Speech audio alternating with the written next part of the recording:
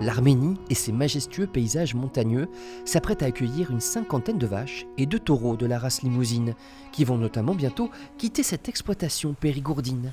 Une fierté pour les éleveurs concernés, mais ce n'est cependant pas la première migration de limousine.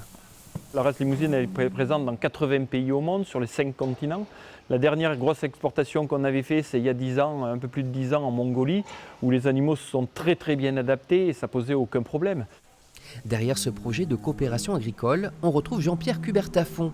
En 2018, alors député MoDem de Dordogne, il avait reçu une délégation arménienne au comice de Lannoy. Un accord avait été signé.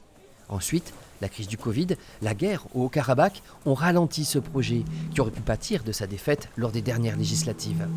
C'est pas parce que je ne suis plus élu député que je ne peux pas continuer à m'occuper de développer l'image du Périgord et éventuellement sur le plan économique, et c'est ce que je fais.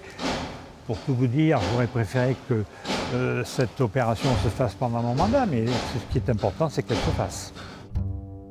En s'intéressant à l'Arménie, Jean-Pierre Cubertafond marche sur les traces d'une figure périgourdine vénérée là-bas, l'amiral d'Artiche du Fournet, qui en 1915 a sauvé 4000 Arméniens, menacés alors par les Turcs. Aujourd'hui, ce projet d'envoi de vaches est moins héroïque, mais il n'en a pas moins son importance pour les Arméniens qui ont besoin d'aide pour développer leur agriculture. Le besoin, oui, il est énorme, autant sur le plan vache à lait et fromage, l'Arménie est assez bien pourvue, mais sur le plan de la viande, elle est sous-développée. Puisque la majorité de la viande qui arrive en Arménie, qui est consommée dans les restaurants, etc., est de la viande congelée qui vient de Russie.